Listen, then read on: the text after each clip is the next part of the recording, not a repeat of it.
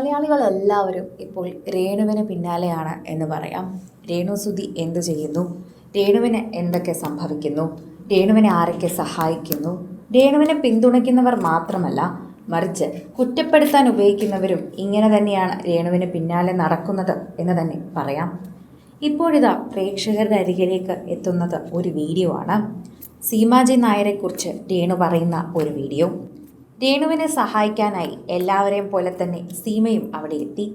എന്നാൽ പൊതുവെ എല്ലാവർക്കും നല്ല അഭിപ്രായമുള്ള സീമയ്ക്ക് രേണുവിൻ്റെ അരികിൽ വന്നതിന് ശേഷം വലിയ നെഗറ്റീവ് കമൻറ്റുകളാണ് ലഭിക്കുന്നതെന്ന് കണ്ടു.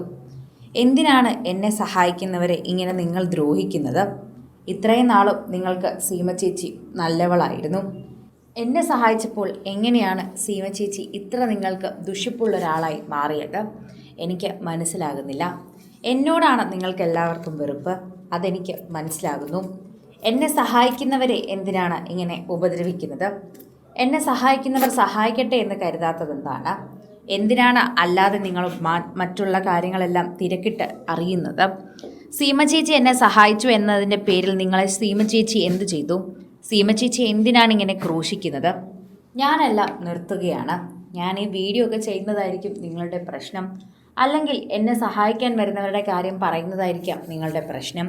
എന്നെ സഹായിക്കാൻ വരുന്നവരെക്കുറിച്ച് ഞാനൊന്നും പറയുന്നില്ല. അവർ വന്ന് സഹായിച്ചിട്ട് പോട്ടെ.